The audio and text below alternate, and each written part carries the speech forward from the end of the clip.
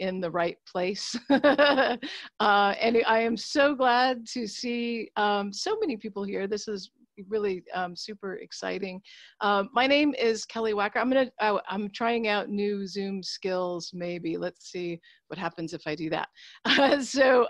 My name is Kelly Wacker, and I'm a faculty member in the art department here. I think probably I see so many names I recognize, but there might be people there here who don't know me. I'm teach art history, and I'm going to really briefly introduce Sharon Louden, who is our guest speaker today. And I did want to mention that her being able to visit with us today. Initially, we had hoped that we would bring her to campus and she'd spend some time with us, give a public talk, you know, what she's doing here today, but also meet with people on a more one-on-one kind of basis. So this is, hopefully we'll get to do that in the future, but this is where we're going to start for today. And also the talk today is part of the Martha Allen lecture series in art. And Martha was a long-serving faculty member in the art department who made a bequest that has allowed us to do really amazing things over the years in terms of bringing artists in and actually artists and art historians and art critics to bring them to campus. And it's just been a wonderful thing. And so Sharon Louden is following in the footsteps of many wonderful virtual visitors this time. And this is our first time we're doing this, so if anything goes wonky, you know, please forgive us. And also say too, you may see wagging tails and cats, and I'll do my best to keep that to a minimum. So enough setup. Let me introduce Sharon, and then I'll turn the screen over to her. I had the opportunity to see Sharon give the keynote lecture at CCAC, which is a wonderful art conference that's near and dear to my heart. And I was so inspired by her talk that I followed up afterward. Actually, I talked to her. I was one of those people that was like, hey, I need to talk to you. And followed up afterwards. And I just really wanted to share her with you guys. And so I'm so glad, I'm thankful for the technology that will let us continue to do that. Sharon Louden is an artist, she's an educator, she's an advocate, she's the editor, oops, I have them right here, the editor of these really good books. It's a series of books on living and sustaining a creative life, also very inspiring. And she's also the artistic director of Chautauqua Visual Arts at the Chautauqua Institution. So she wears a lot of hats, and so she can, it's very exciting. She received her BFA from the Art Institute of Chicago. She received the MFA from Yale University, and you can find her work in many collections, including the National Gallery, the Kemper Museum of Contemporary Art, and even locally here at the Birmingham Museum of Art as well. So that's just a really little brief snippet of an introduction for Sharon. I know she's going to tell you a whole bunch more stuff. And so I'm so delighted and to turn it over to her, and let's see if I get this right. It may take me just a second. So Sharon, it's all yours. Thank you. I'm so happy to be with all of you. Hi. First, I want to say Kelly is very, very generous, and I'm really grateful to her and Misty and everyone, and Martha for endowing this, and everyone for being here today. And I hope it won't be boring. I hate boring talks. And I hope I'll be entertaining and informative, but hopefully inspiring and pragmatic. I really like to be pragmatic and give information and resources to artists. One of the things I love to do is in my advocacy for artists is to be able to be a catalyst for artists to sustain them. Now I'm in my studio and I'm wondering if you can hear anything. Can you hear anything in the background? I have a whole group of people on the other side, and at the end I'll show the reveal and show the studio. We're working on like 3 or 4 projects, and they're back there. And I can also talk about how they're employed and lift the veil a little bit. But I just want to say before I get started and share my screen and share with you some images, I'm really grateful to everyone And I also wanted to share too how important your college is and where it's located. I've been to Alabama many times. I haven't been to the area where you are as far as, I don't even know what section of Alabama you guys are in. We are right in the middle. You're like an hour away from Birmingham, right? Hour and a half? Yeah, about 45 minutes. Yeah. Just so I wanted to go there very, very much, as Kelly said. I have gone all over the country. In fact, the only state I've never been is Louisiana. And most of the people I'm interested in are the 99%. The 99% of people, of artists who don't have readily access to funds or opportunities or things to sustain them. So part of the reason is when I went to college, my parents never really believed in me as an artist. And my parents are divorced. I know this might be TMI, but they are, I'm estranged from them, but I'm perfectly happy about that. I'm living a really good life. I have love in other places. They did not pay for my college education. So when I graduated from college, I graduated with about $115,000 in debt in 1991, which is the equivalent of about $215,000 today. My husband, who's right back here as my project manager, is also a jazz musician. So we never got help from anyone. And the way we paid off those debts in 10 years was about applying for a tremendous amount of things and also being creative thinkers in how we think in our own studios and using those skills to be able to make funds fungible, essentially moving money around. And debt is valuable to other people. So having a different mindset rather than coming from a deficit, but coming from abundance. So every person, every creative person in the world comes from abundance. Every human being comes from abundance. But somehow artists don't ever think that they come from any abundance because they're not valued by the public as they should. It's more that they're not understood. So my job as an artist in participating in community is not only to sustain my own practice, which we do, and I've never gotten help from any of my parents or relatives. It has come from me and Vince really just doing on our own and still doing on our own, and also sharing and being a part of the community as much as possible. Okay, so with that said, I'm going to get to images because you have looked at me far too long. Okay, so I'm going to share my screen here. Sorry, just if you can give me a moment. I also struggle with this too. So I can, host disabled participant screen. You have to give me permission to share my screen. You guys. So you go to the share screen and there's a menu and it says multiple people can share screens. It should be good. Okay, cool. Oh, there I am. Okay. So I'm just going to go here first and let's see, I'm going to go from slideshow. Okay, so that's just all my contact information because I want to be accessible. Excuse me, I just need to tell them to be quiet. This is my studio, by the way. Hey, you guys have to be quiet, okay? Lower your voices. Thank you. Okay, sorry. That's my real life. Okay, so anyway, as an artist, I do a lot of different things. I do painting, drawing, sculpture, animation, installation, all different things. And so all of the media that I work in assists the idea.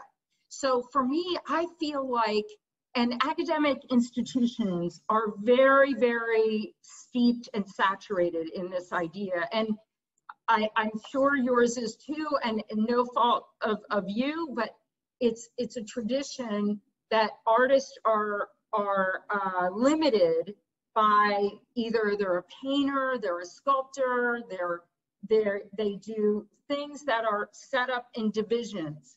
And by having those divisions, you're leaving a lot of people out, which means that it's not inclusive. And quite frankly, if we as artists really want to experiment and do different things, why can't we think about different media, essentially? And so I've never been wedded to any media, and I feel like I don't want to be pigeonholed in this place. And ever since that, when people ask me, so what kind of artist are you? I say, I'm an artist. And they're puzzled by that, but I then can start a conversation to talk about the ideas first and the visual vocabulary that is actually supported by the media. So, you know, that's the first thing, is the mindset, and also the freedom to have that mindset. And so I'm just going to share with you, though, a couple projects that I've done too that are temporary, but I've gotten paid to do them. So in thinking really pragmatically and sustaining a creative life, some artists may think, well, I have to just make paintings because that's the only way I'm going to sustain a life. And in fact, people have actually asked me, mentioned that to me, where they say to me, you know, I can't do installation work or temporary installation because I'll never get paid. And that's a myth, actually. So museums and institutions actually receive grants as fiscal sponsors.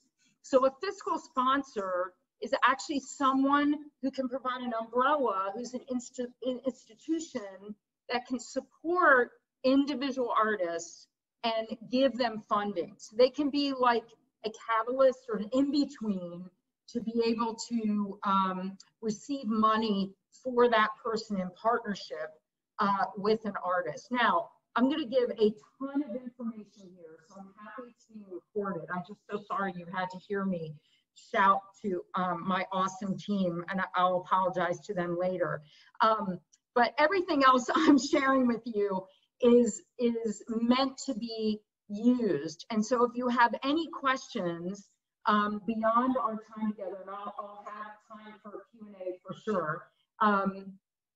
But I've also offered to Misty and Kelly that we can have another session together, even just to be able to absorb the information and ask personal questions if you have them that relate to your own issues or desires, and no question is a bad question.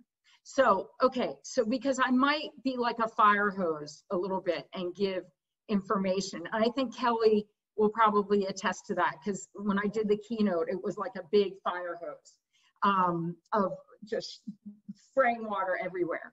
But I'm hoping that you can keep some notes here, and if you can't, I'm sure this recording could probably be available to you. Is that possible, you guys? Yes, okay. Absolutely. We'll make it available. Okay, cool. So I love doing installations because I think of them, temporary projects, as being drawing in space. So I came from an education where it was very divided, and my major was painting and drawing. And I felt so stuck in, I love painting and drawing, but I felt like this, where I had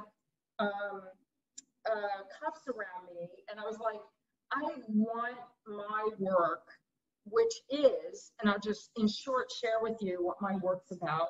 It's basically these anthropomorphic beings that I love to have a dialogue with, that are reflective in a lot of ways, no pun intended, because these are reflective, and you'll be able to, you'll see that as I keep going. And don't worry, I'll be flipping through much faster than I am now. But that for me, they create environments. I was a figurative painter, so that's also like a title that people can relate to. But I prefer then to say I was an artist who painted figuratively, and then I broke the figure down into lines, and I felt like I identified with that more. In the 1980s, I did a lot of work that was text-based, and then I had some trauma, significant trauma that happened in my life, and because of that, I hid behind abstraction. Abstraction can be very telling, and it also can be a language of its own, which I've developed. And now that I can face that trauma years later, and I'm 56 years old, and I'm uncomfortable right now to really share what that trauma is, but I could just say that I can speak about it more transparently than I did before. I've now been leaning more towards back into that figuration, which is interesting. So this is a project I did at Munson Williams Proctor Institute in Utica. I much prefer to show and work with regional galleries and museums and institutions because I want to collaborate with artists who are in local areas outside of urban areas where I can learn a lot, but also share a lot and have exchange. This is in Utica, upstate New York, and I developed a relationship with the curator. 80% of the things that I've been so grateful to receive and have opportunities that I have experienced have come from cold calls. So meaning that not pick up the phone and call, but basically 80% of just reaching out in ways in which, and I can talk about how to do that later, but basically people from all over the country and the world whose vision I feel like I can connect with. Because even a curator or a museum person, even an institution, they all have different visions, just like artists do. So anyway, I collaborated basically with this curator, and collaboration doesn't necessarily mean just making artwork. I'm not making new work with this curator. I am actually, she has a vision and she's given me a space, and I have a vision and I'm using that space, and we're connecting together through that association.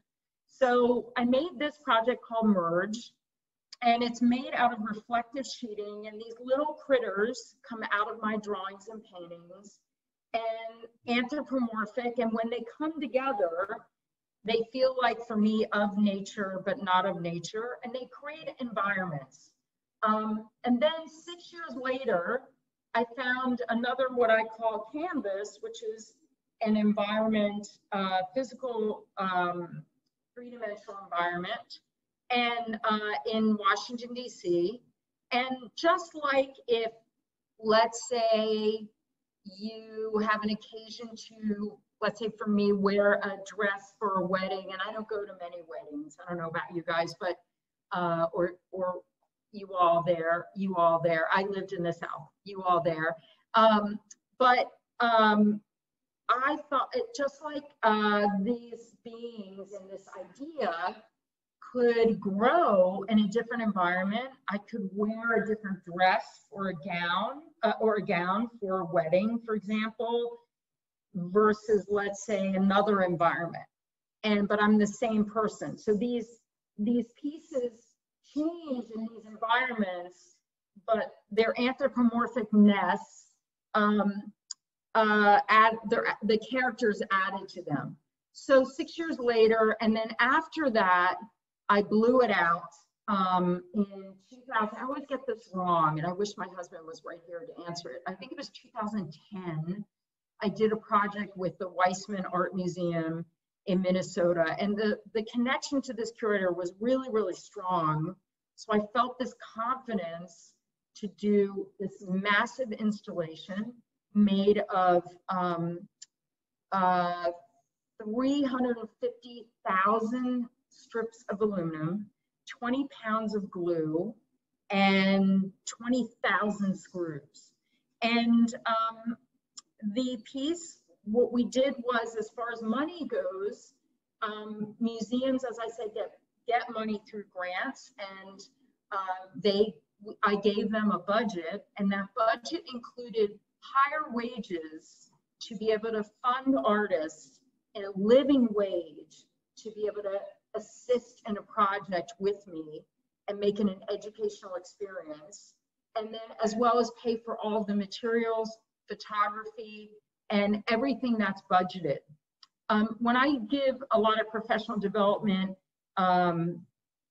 workshops, I often talk about how important it is to budget, artists to budget their lives, to have a sense or a golden number as to how much it costs to live every day and how much it costs to make work or to do things that you want to do, whether you're a musician or somebody who's engaged in theater, art history, whatever it is, and whatever you're creating, what's entailed with that, and what do you think you can do? And if you're in a position that you're receiving money, how do you then contribute to your community? So by me being in a position of that I created by staying in touch with this curator, and then they offered this possibility to me, which happened naturally, I was able to give, as I said, a living wage to these young artists who are through the University of Minnesota. And with them, we created a wonderful installation where they basically helped me put things together. These are like little drawings in space that then I placed. So I have certain ailments that I can't actually physically use my hand. And so they were able to help me to do that and the mechanics of it. And I've stayed in touch with them. And so this idea then grew to then a public art project that I applied for. So I happened to get this project, which was a $250,000 project. And because of that, I was able to also raise fees for artists. We paid them about $35 an hour plus their honorarium, and then transportation, honorarium per day, transportation, we gave them a per diem, which is for food, and they didn't have to pay for any expenses. Now, why do I do that? Why is that important to me? Well, because I don't want to struggle. Why should other artists struggle? Why should my community struggle? If an artist actually takes the reins in changing something, the whole community can then change it. It's sort of like there were women who started the Whitney Museum of American Art. There were women who started Haystack residency program. There were many people like Museum El Barrio, which I just learned last night was started by artists in the 1950s. So, you know, why can't we in this age to change the direction of saying that we actually do have abundance? It's just where we position ourselves and what our values are. So then this idea kept growing. I will work really linearly. This is at the Asheville Art Museum. I got a very small budget for this. And what I did was I maxed out with it by using strips of aluminum, and now I'm using the aluminum sheets. And I will tell you that aluminum is very rare. It's made in, this aluminum is made in Canada, and it's quite costly actually. And so it's highly reflective and you can see yourself. And when these environments come together, they become inclusive environments to then engage and see yourself, and you're immediately included physically. So let me share this with all of you. Can everybody see this picture? I can't see everybody here. Can you all see this as a full screen? I'm not really sure. Can you see yourselves? No. I see a screen of like 4 images, like cell phone images. Right, but you don't see a grid of yourselves right here? No, I don't think, no. Okay, good, because I don't want to distract, because I can see at least 6 or 8 of you there just to make sure we're all here. Thank you, Kelly. So I thought, how can I share, because I have a really small budget for this. The museum crew there did all of the labor, and they were hired, and I made sure that they were hired at living wages. So what else could I do? So what I did was I put a sign up in the museum and said, "You're welcome to take photographs and Instagram me. I'd love to have a conversation with you." So, oh my God. So people, like maybe 5 to 20 people a week for 2 years, took pictures, and then we had a correspondence, and I'm still in touch with them. They even got married in my space. I was a little worried about those petals because I thought, did they move my work? You know, I started getting really like nervous and anxious. Now I go to therapy, and I will tell you, I had a therapy session about that, which I was able to resolve, and then everything was okay. So am I being too TMI for you all? I hope that you can, some of you can maybe relate to my humanism. And then this guy, I looked at him on Instagram and I thought, yeah, I don't want to be in touch with you. First of all, he's like, "You're bud," right? And then he's looking at me like, no. Now, the art world is so small that I had given like this part of this lecture. This is for you, this lecture, but I had shown this image in New Hampshire at the New Hampshire Institute of Art. And somebody in the audience, and there were 200 people there, raising their hand and said, "I know that guy." I was like, "Are you kidding me?"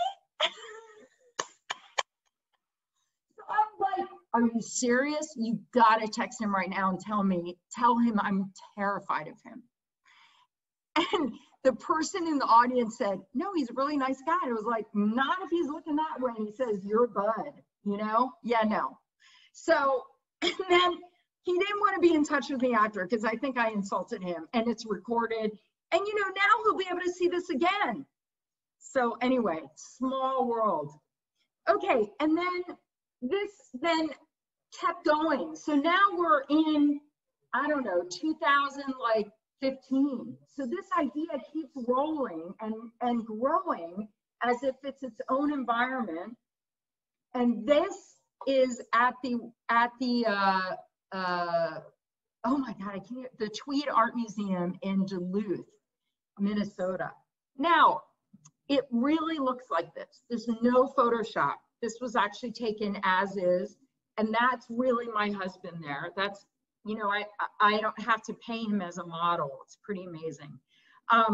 So he, by the way, he and I have known each other for 41 years and been married for 22 this year, I think it is. Yeah, I think that's right. And so we work together, and it's amazing. I mean, it's really extraordinary. I know a lot of couples who work together. Sometimes we drive each other crazy, but it's pretty healthy and amazing. And he's the light of my life, but I still don't have to pay him, which is great. So find people you don't have to pay, and then make your expenses low. I'll talk about that later. Am I doing okay on time? Oh, I can't hear you. Kelly. Oh, there we go. I said we're about a half hour in, so you're in good shape. Okay, cool. So I'm going to speed up a little bit more. So this also was a temporary project. It was about $100,000 project. We were able to pay for everything, and people might be saying, well, how much did you get out of it? So usually a project like that, an artist should make about 20% of the project. So it's really important to keep in mind when you're applying for something, take 20% off the top immediately as your fee. And then that $80,000 in this case is the budget. And you might be saying to me, $80,000, how can that be $80,000? Well, first of all, it's huge. Second of all, it's made of a lot of aluminum that's very rare, so it's expensive. And then the third thing is it's labor costs, and it's also planning costs, and it's transportation, photography. Things add up after a while.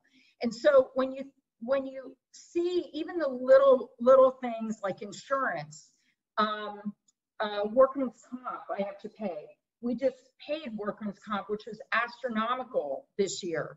And so it was like $2,500 for the year. And so all of these things add up. and they're segmented through all of each project. Now, if you're young and you haven't had these experiences where, and I'm 56 years old, I've been doing this for a long time, but your budgets don't have to be that high.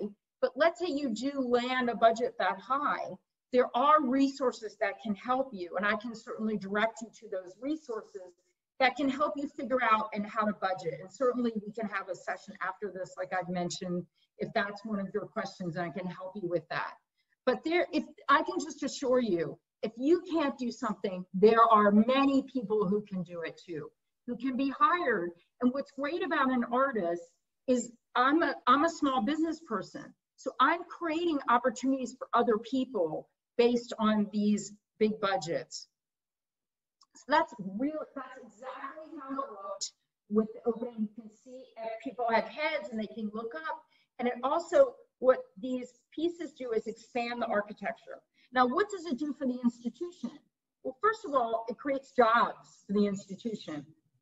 All those grants enable me to hire people as a small business person, but also it creates this place of goodness and also an avenue for freedom of expression. That a university, this was at a university, they're creating a platform for the arts as freedom of expression. But also I did a lot of public programming too, where we talked about professional development. We had exchange, we had pragmatic solutions. I actually hired people who've never had experience before too, because I wanted them to have experience. We created it as an incubator for growth and change. And then this is still going. This is currently at the University of Wyoming Art Museum, where we had a similar, again, the ideas expanded, similar kind of thing. And then this is currently in Tulsa, Oklahoma at the, oh my God, I'm blanking out today. I actually have to blame it on something. I had a fall and I had a recent head injury, and maybe that's the reason for my delays. But it was Philbrook Museum in Tulsa. So I also do private commissions, and this is a recent commission. And I'm going to also share with you how I got this through Pinterest. So somebody randomly, I'm just sharing with you, like, can you hear me? So you can see the scar, sorry, on my face. But somebody randomly saw this, an architect. You just never know where your work is going to be. Sorry to be claustrophobic, but I just want to share this with you and impart this. Getting your work out there is crucial. So somebody put it on Pinterest. They saw it and called me. And I was like, oh my God. And my husband, who manages everything, is like, is this for real? Can you afford it? Yep, they could afford it. And I got the gig because I was prepared for it, professional, on the ball, knew my stuff, responded accurately and on time. Those things are really important. And we got this private commission. We were able to employ people who are in my studio right now. Actually, this is a ceiling piece that looks over Central Park. We just finished this. It's made of fiber optics that go through the ceiling. And I'm using a different media. I love light that creates environments. And I told the client, who's an art collector, I said, I just want to be able to, I guess if people are bored at your dinner parties, I actually said this. I said, I don't think they'll ever be bored in your house, but if they're bored at any moment or they don't like what you're serving, they can always look up and wander. And he thought that was amazing. I guess I covered him because in case the food fails or something.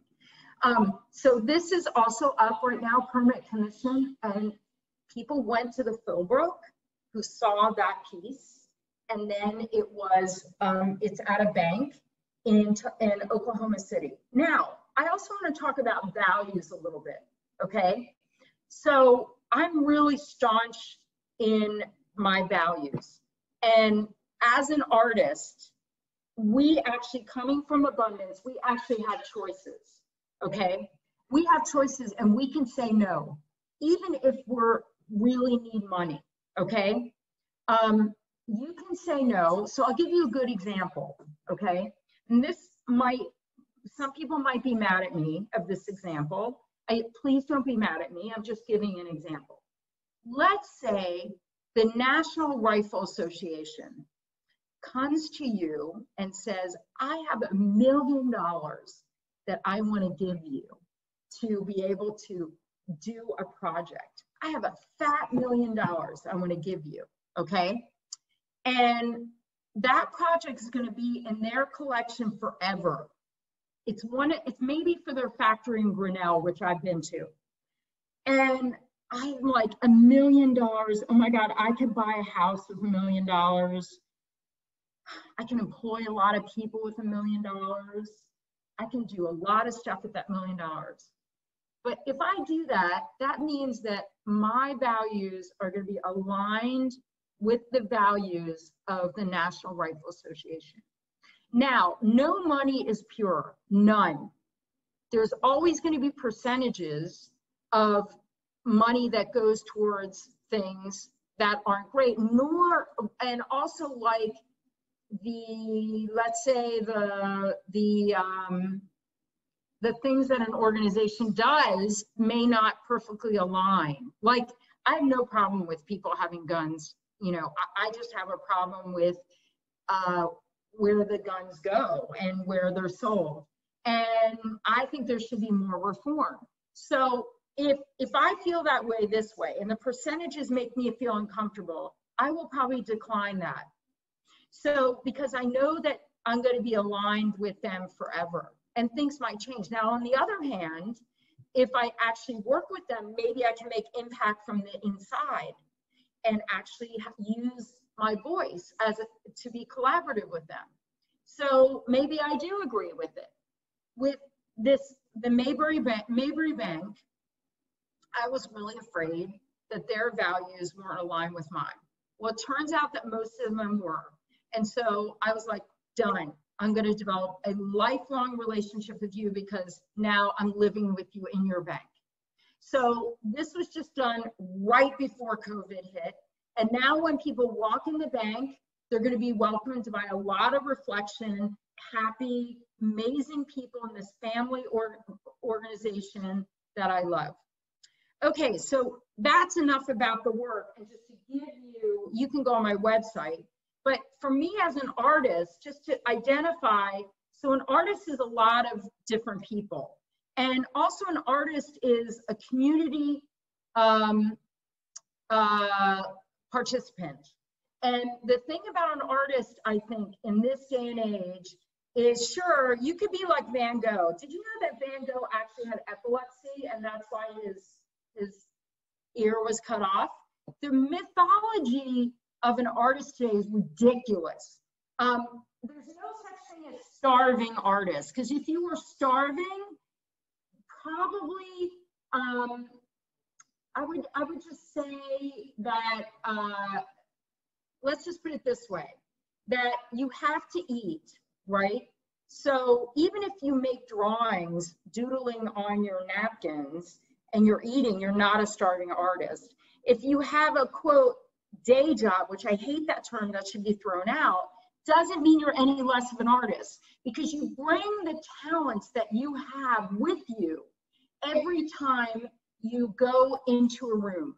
My former boss at Creative Capital, Allison Pooh, always said to me, whenever you walk into a room, you have much more to even share before you open your mouth as an artist, because you carry your creative efforts with you. So I'm going to talk about that a little bit later. So this is Parag Vaitanian. He is my best friend. He is the editor-in-chief of Hyperallergic. I hope people have heard of this before, Hyperallergic. I would definitely recommend that you subscribe. It's free. The reason why I always use him as an example is he is one of the most generous people I know. And he has changed the face of criticism today. He is not only an artist, he's also a educator, a critic. I said an artist. He's a critic, a curator, and he's the editor-in-chief. He's a part of my community. And so I'm giving you all of these contact information because he's wildly accessible through social media. So what's really important also about values is, to me, no matter what, I don't care so much about my career as much as I do, and that's him and I laughing, because that's much more important to me. And that's he and I in Alaska. And then here's some other pictures just to make this point across, that collaborations, even with someone who's, let's say, a critic, this is also in Alaska. Here's another picture. You know, that bestie for the restie. I'm sure you all have those people in your mind. You know, those interactions are far more important to me than showing at a museum of modern art. And quite frankly, I'm glad this is recorded. I would love to bomb the Museum of Modern Art and start over. Sure, I want to take all the artwork out, but let's start over, because it's a far more privileged place. Or can they work from the inside to open it up to the 99%? So those values, I'm going to show you this chart, and this chart is really important, and I'm happy to share this with everyone. This is shown as a personal chart, but also really effective professionally. So, like, who do you want to be able to have an association with? So in this core, intimate is my husband, my best friend, my Aunt Kathleen. So my parents are not in that core. Obviously, they've abandoned me in this estrangement. So my sisters, I love them dearly, but they're still not in that core.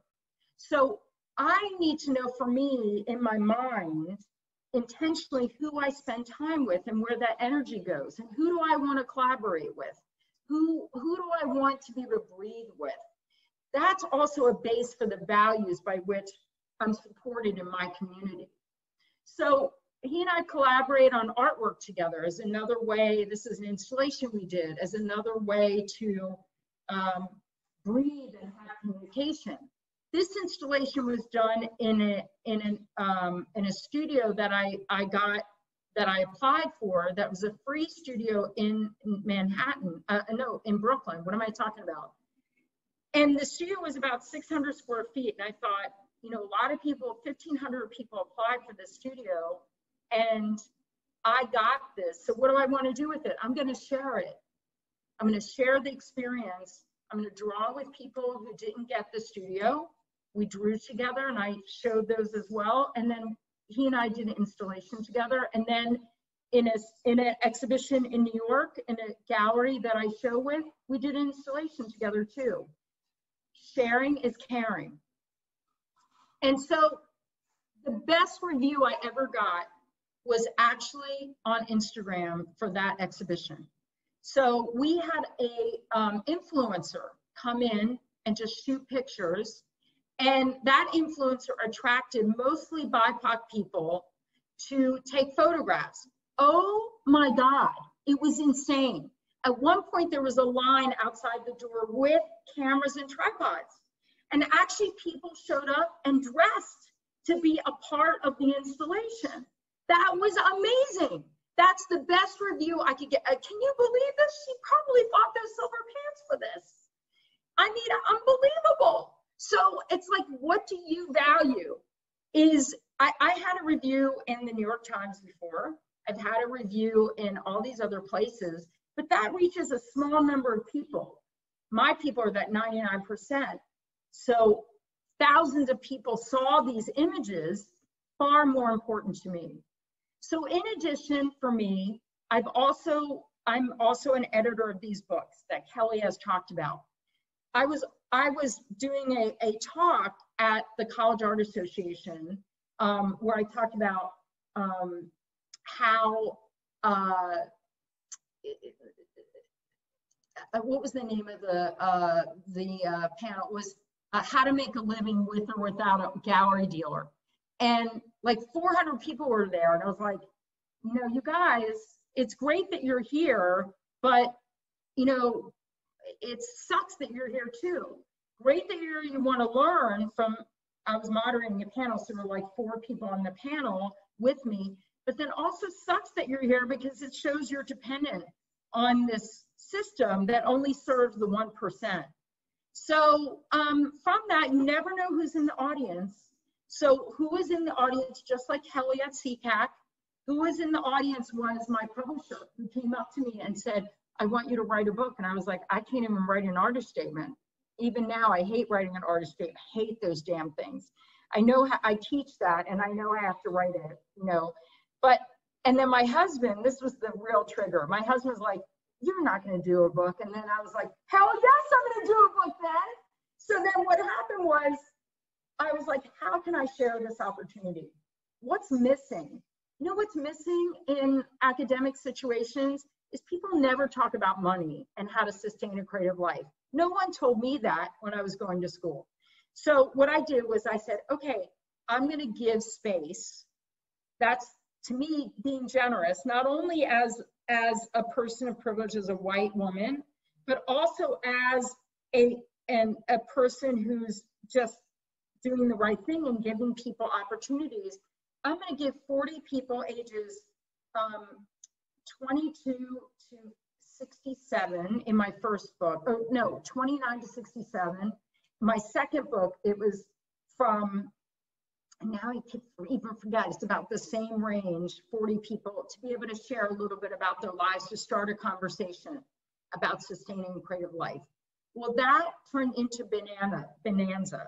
In my second book, Harag did the foreword to the book because he's a thought leader and also dear person who I wanted to give a platform to. And we went, and Vince and I, my husband, and I did this by scratch, did a tour all over the country, and both tours were 161 stops, and we met 11,000 people.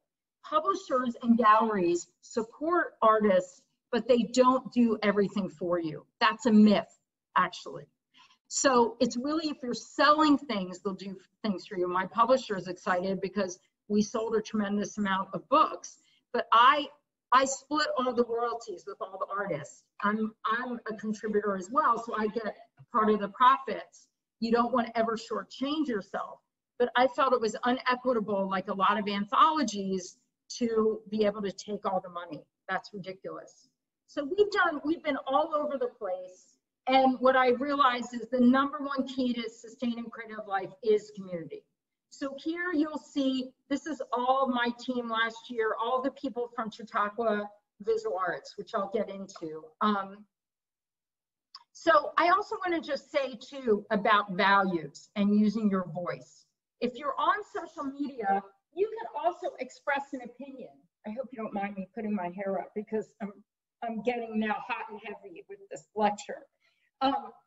So there was a thing called the MFA Art Fair, which I had huge problems with, because basically the academic MFA world, if artists, alumni were going to participate, they were going to give a commission to the institution. I was like, yeah, no, that's like double dipping.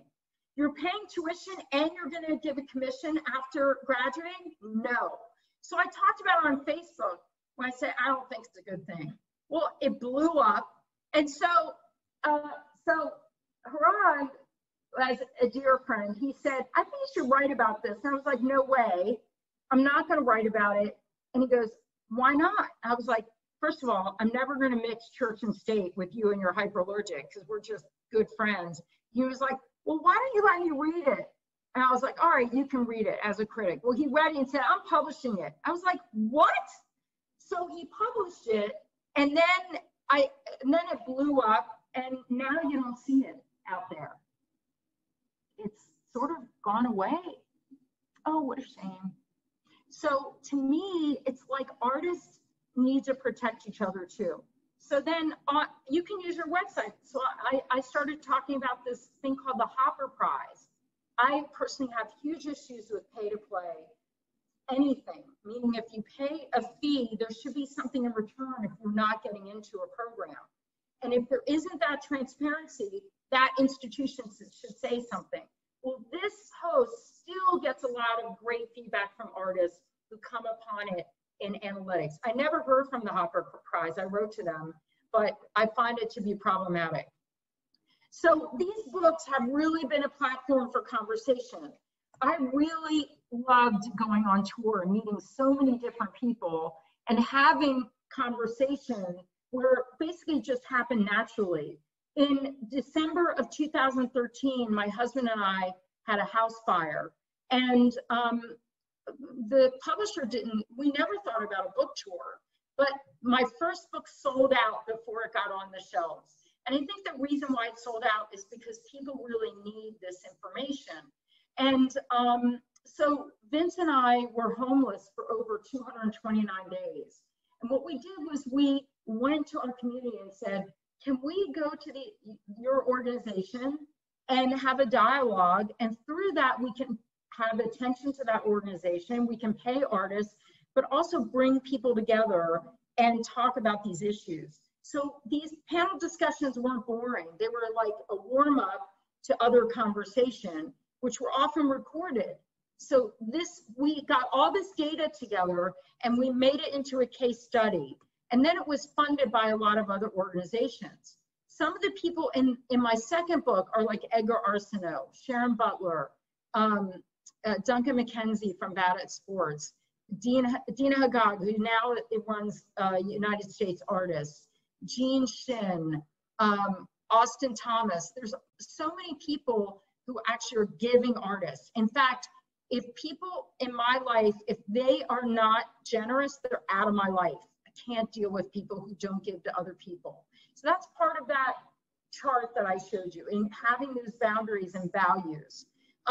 So these are just, I shared all the profits with all the artists. Our checks are very small because they're split, but it's about the principle, and gave them copyright of their essays. We made it sustainable except for one event, but I still handed out drink cards. It's a case study and I shared all the data. Now I have all relationships with all these different nonprofits. How can an artist have relationships? We can just inquire and befriend these organizations. The more artists are involved in organizations, the more we have a say. So if you have a chance to befriend an organization that you believe in, no matter who you are, you have a say in how your community can change. So one thing that this really taught me is that artists need a lot. And I talked to so many different people, and I'm just going to share with you a lot of what people said. So sometimes people, and I'm ending this really soon, I promise. Sometimes people can't shout out things. And so when I can see, like in this event, which was at 21C Museum Hotel, and there's all these museum hotels all over the country in regional areas. The thing is, I then pass around sheets of paper so people can ask private questions. So here are some of the questions that we attempted to answer as a collective group in the audience and also moderating a panel. What makes you feel most vulnerable as an artist? These are personal questions. How can I cultivate a sense of confidence in myself on a day-to-day basis? In today's political climate, how can one person or group of persons make an impactful statement without coming across negatively or AB? Through graphic design as an art form, I often ask myself and have the conversation with those around me. Through art, what can we do? That is a huge question right now. How do you create generosity when no one around you is reciprocating it? We totally answered that question. Basically, you find your own people. And if those people are sucking air out of you metaphorically, you cut that off, because you can die metaphorically if you don't have air that isn't exchanged. Been told that I need to have a style and stick to be known. Yeah, forget it. Be yourself. Be yourself. There's no competition either. People think that there's competition because there's a limited amount of slots, but you can create opportunities just like every artist does to be able to make opportunities to move forward so you get in front of the line yourself. Or what I love is oftentimes If you are trying to wait in the front door, this is all metaphorically, right? What if you took the journey to go around the building to the back door where it's easy to get in, and then through the journey, understand what that organization is and create more of a community? It works. When being paid for a piece of work, how do you know you aren't being cheated out of value of your work? That question says a lot to me, because by even asking that question, it means that there are flaws in our system, which is true. Artists must be relevant to their communities beyond their work. Partnership with collectors, writers, artists, educators, example, absolutely. So result of the tours and advocacy, I won't go through this, but we created jobs. We paid people, exhibitions, validation. Me and my husband raised so much money through other venues to be able to pay artists to share their knowledge all over the world. And we're proud of that. And what do artists most want? They want validation, permission, which you do not need, and opportunities. And how do you get those things? First of all, you should know yourself, the goals, needs, and wants, and what can you give in your life. Knowing who you are and what capacities you can do, meaning that you don't have to be an extrovert like me to be able to do all these things. You can do other things. If you're like a shy person, there are other solutions. But knowing that first in your capacity and boundaries is extremely important, and not doing what other people are doing just because you think you have to do that. You don't. Connecting with people who are like-minded, like I said. Doing the work and the research to find your audience. Very important. 50% of what I do in my life is really finding opportunities, and I love it because then I get to know where my community is. Having a specific person or reasons to contact. Most people respond when you have a reason because they're busy. And being disciplined and determined to stick with meeting a community and communicating your community, and that's time management. So here are the keys of sustaining creative life, in short. And I can't tell you everything. You have to buy my books. We don't make any money on them, but there's a reason why we got them out there in the world. It's artist sharing. But you should definitely take a screenshot of this because this is consistent. Being an active member of your community in different ways, social media, just even talking to people, giving space for others. Maybe you give space for an opening or pop-up show in your own studio. Maybe you share other work of other people on your Instagram. That would be a huge thing and very important. There's so many ways of how you can share. Keep your expenses low. Number one, definitely, even with active member community. Persistence, apply for everything that fits. If you're doing work that's very figurative, you don't want to send work to somebody who's doing abstraction in their vision. Persistence, apply for everything that fits. Please remember that. Do the research. Like I said, share, cultivate, create your own community. Think of the other person first all the time. Oh my God, don't do the things I've done in the past. I would just say, if you're calling people, you're interrupting them in their pace, what's the hurry? Ask yourself that. If you need to get money, get a job. That's okay. It doesn't mean you're any less of an artist. The old days of thinking that you only are an artist by making money of sales are ridiculous, because 99% of people do not make money consistently from gallery sales. Rejection, there is no such thing. It's only a difference of opinion professionally. You know what rejection is? If you get yelled at by your mom or your husband or your partner or whomever, or your best friend. That if Harag yelled at me today, I'd be hurt. If Vince yelled at me today, I'd be really hurt. And then I would tell him, what? And generosity yields generosity. Those are the things. So finally, I'm going to breeze through Chautauqua. So this last year, beyond COVID, we actually created a residency program online. It was hugely successful. And what I did in the last 2 years, for the first time ever in Chautauqua's history, the school's been around since 1909. We got everyone in for free. So, and I'm just an artist. honestly, if you believe in other artists, you can raise money. I believe in other artists. I believe in our community. I believe in our cabal. So all of these people here are people who are like-minded mentors who actually give to artists in a different kind of pedagogy without the division of media. And you can find more on our website, which is art.chq.org. I'm all about generosity. And it's not only gaining access to these people, but it's also gaining facilities. Look at those studios, a mess. I love it. Outside, having the opportunity to be in different discourse with a lot of different people.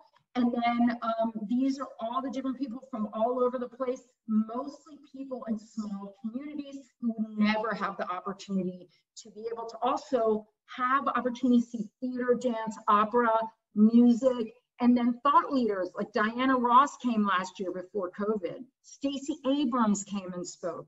All these, Yo-Yo Ma the year before last hung out with people because he was just sitting around. Generosity yields generosity, and there's so much more. These are the old dates from last year. We're trying to figure out, I think we're gonna have an in-person, not for the whole 7 weeks, but and what we provide is meals, transportation, and we partner with different institutions to try to get everybody in for free. Okay, there we are in Alaska, back to values. Okay, so I'm gonna stop sharing my screen and then I'm just gonna show you before we have Q&A. Do we have time for Q&A or did I just go over? Oh, I think, can you hear? Yeah, you can hear me. I think, yeah, technically we're on till 3:15, so yeah, that'd be great. Okay, so let me see. Well, I can go even faster. So this is my studio. Can everybody see it? Okay, everybody who was talking loud before, can you all say hello? Vince, come over here. Where's Vince? Where's Vince? He's there. Oh, there he is. Where's Chip? Okay. So if you can come over and say hi, this is my husband Vince, who's project management, who is the jazz musician, political activist. Come over here, you guys, for a second, if you don't mind. Where's Kelly? Kelly is right there. Hey. Okay. Then I love my husband. Just need to. This is Dave Rogers, who also teaches at Chautauqua, and then we work together, and he's an artist. This is Chris Lemon, who was part of Chautauqua last year. And then I hired her, and she's also teaches at Chautauqua, and we're working on a big project here. And then this big studio, I applied for the studio, and I got it. And you don't get anything unless you apply for it. And because it's so big, I try to share it and make it available. Before COVID, we had a lot of group activities in here too. You see, this is a working environment. Okay, thank you guys. Okay, so questions, and we can always have more questions another time. If Kelly and Misty would afford another time, I'd be happy to take a couple more hours and answer people's questions in another session if you'd like. Yeah, we can totally take some questions for now, and we can potentially do a follow-up. I'll say, make sure you unmute yourself. You can just hit your space bar to unmute yourself because you probably are muted. And the chat window is also open too. If you don't feel comfortable speaking. Yes, thank you, Misty. You can type windows in the chat if you open the chat window. And Misty and Kelly would be a part of this. So no extra anything, honestly. That's very generous of you. It's my pleasure. And actually, I think I canceled the spotlight view, so we should be able to see all. Do we see all of us again? Yeah. Oh, I can't see. You don't see everyone. Let's see. Oh, somebody had said, what do you mean by applying for a studio? So applying for a studio means there's actually places where you can apply for a free studio space in New York and all over the country. So you can actually apply for studio spaces as, let's say, it's an opportunity. And let me just press the view. Oh, gallery view. I got it. There you go. There you Sorry. go. Yeah. That was my fault. So thank you for that question. Stefan, sorry, thank you. I'm sorry if I saw it different, my glasses. So I think that, you know, for me, I apply for everything. Like, I really do. I still to this day apply for so many things. And a real key to everybody, I also want to say, something that artists don't do that they should really do is that if you don't get something, write them and thank them for considering it, but then ask them what you can do better. Get feedback. And if they have a big enough staff, they could probably give you feedback. Nobody ever does that. I do it all the time, and that's how I've learned. One grant from the New York Foundation for the Arts, which 4,500 people apply for every year on average. It took me 15 times over 23 years to get that grant. And each time, and the way I got it was going through the back door, actually, and learning that, well, why am I applying for the most popular category? Let's apply for another category, because my work, I do different things. And I got the grant, but I also got it from learning and talking to people. And so it just happens over time and tweaking that. There's no silver bullet. Now, thank you, Siobhan, for that. Misty, would you describe more about Chautauqua? So Chautauqua is in New York State. It's like a think tank environment. And what we've developed is a residency program that's been around since 1909, but I've really changed it to be a place of inclusivity, openness. It's a brave space to be there, not only a safe space, and a place for exchange. And I did this when I first got the job, which is now almost 3 years ago, but also my first teaching job was at Chautauqua in 1991. So I couldn't believe that I got the job, because I've always seen that there has to be some changes and we can use it as an incubator. So you can read on the website more about what these mentors do and the different kind of pedagogy. It's a residency / place for people to have a mentor. Every adult needs a mentor. And whether you're in school or out of school, I found that so much. And it's also intergenerational, which is not in academia. Last year, we had people ages 21 to 64, and most people out of school. And I don't care if you've ever gone to college or not. I don't really care. So, and I don't care where you're from either.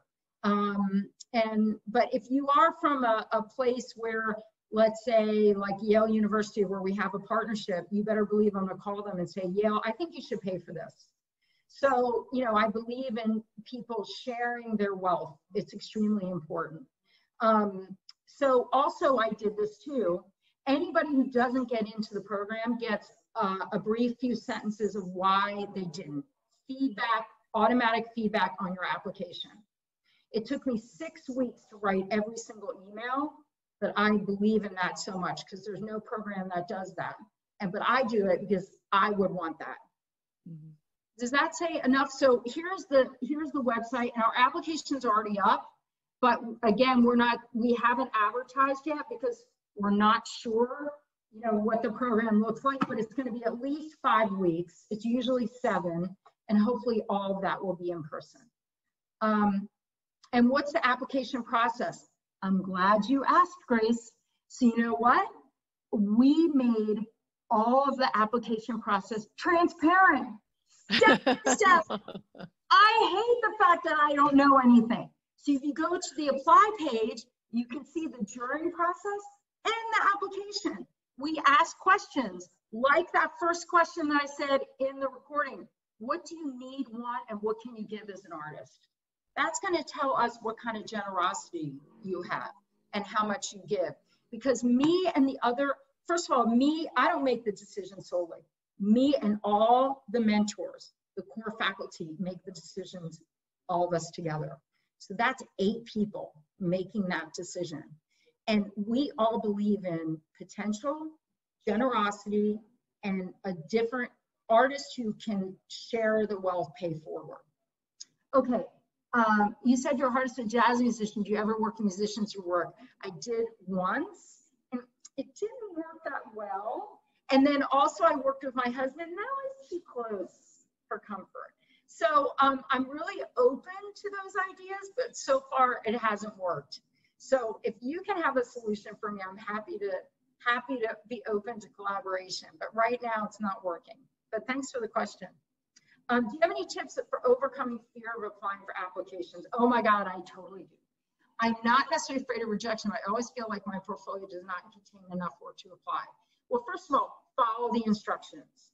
So the key would be if the instructions say X number of things, apply with X number of things. So if you don't have that many, then don't apply yet. Just do when you're ready.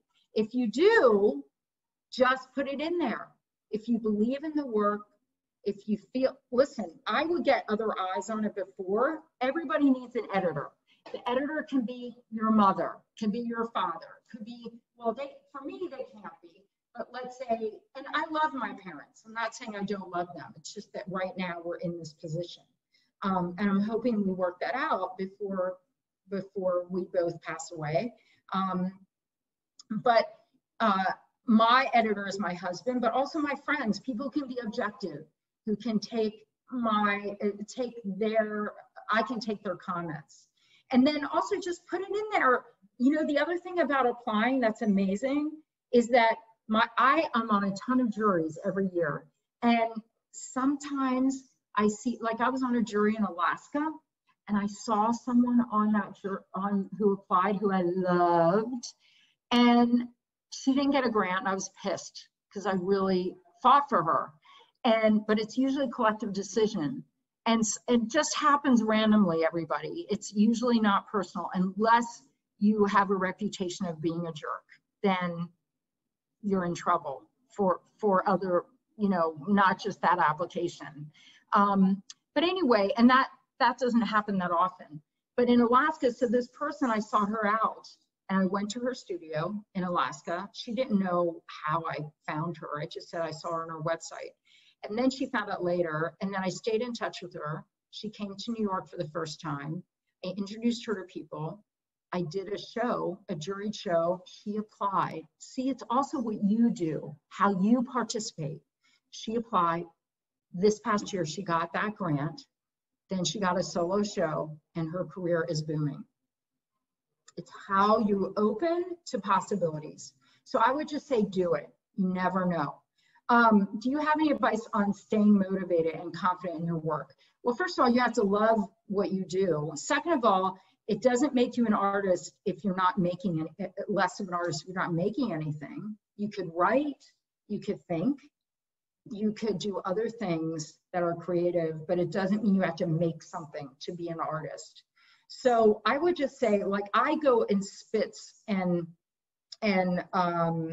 you know, I go in spurts and spits, and sometimes I don't want to make things, but I want to think about things, and I want to read things, and I want to read People magazine. So, like, who cares? You know, that feeds into things in different ways too. You know, I cannot not stop watching Shark Tank. I'm obsessed with Shark Tank. And, you know, I don't care. I actually had a dream about Mr. Wonderful last night. It's that bad. It's just so bad. And I'll just share with you the dream. It's like, I thought he was laughing, and he was laughing over and over again, and it ended up being my husband snoring. It's like, was a nightmare then. But anyway, so the point is that, you know, I'm a real person, you know, but somehow I have to have faith. That's going to go into my work, but it's also going to go into my way of thinking. It's going to go into my way of thinking. And when I work for a lot of nonprofit organizations. I work for Joe Mitchell Foundation, Creative Capital. I keep my feet on the ground. And that is just as important as the work I'm making. So as far as motivation, find things that you love to do. And my work is my truth. I think boredom is the best thing that could ever happen because it breaks you out of things. So I think that, you know, I think just stay true to yourself. And you know what? If you study to be an artist, it doesn't mean you have to be an artist. You can use your creativity to curate, to go into other fields. We wear multiple hats. And just because I'm talking to you today and I work for nonprofit organizations, I have to do 3 more books. I have a contract for 3 more books.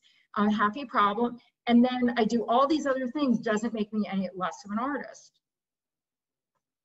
So that's what I would say. Chiffon, thank you for that great comment. I believe in intergenerationality. I don't even know if that's a word, but generations that cross over are far more successful because they do. If you stay isolated in your own generation, the opportunities are limited. Got to be open. And everybody at Chautauqua, all the 38 people who decided to be with us 100% online, oh my God, they're now all connected with one another. And if you read through our website and look at alumni news, which we just started putting up last week, they're jamming. They're getting things, they're moving, they're sustainable because they're working with one another. They visited one another. And look, validation is a human need. They're all getting validation from one another. I mean, love is the most important thing out of all of this. I know that sounds really hippy dippy, but I don't care. I mean, I think it's important to say that. Whoops. Okay, any other thoughts? We're coming to the end. Yeah, we're really there. That may be a wonderful place to end, actually, unless somebody wants to throw in one more question. I don't see anything coming. Well, I do love this idea that we might come together, maybe let people digest and think a little bit, and if there's anybody who'd like to come together for a follow-up conversation, that's thank you so much for offering that. I think that's really wonderful. I mean what I say, Kelly. I think you know that. So I will totally do it, because I think that this is extremely important, and people, like I said, usually I'm like a fire hose, so I want to put everything in. And it takes a long time to absorb. And then also think about that question, what do you need, want, and what can you give? Mm-hmm. And when you know those things, aside from money, because money follows your passions. And so, and also your values. You have to trust me on that. It centers it centers your life, and everybody needs money. But 75% of the way I make a living is from the opportunities I create for myself. And the other 25% are like things like this, but also like my nonprofit stuff. My teaching is really small, and then my books is 0.001%. But to me, I have control of my life because of that. So you have to have faith in what you have and understand what you need and want in order to go forward. What kind of life do you want to live? And everybody needs money.